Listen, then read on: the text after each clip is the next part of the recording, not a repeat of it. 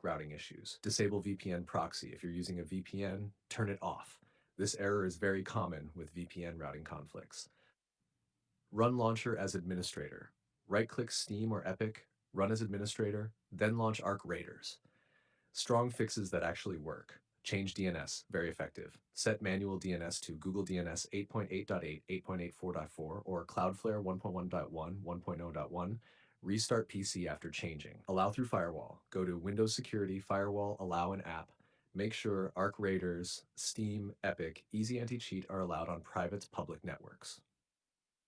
Verify game files. Steam library, right-click Arc Raiders, properties, installed files, verify. Corrupt files can cause initialization timeout.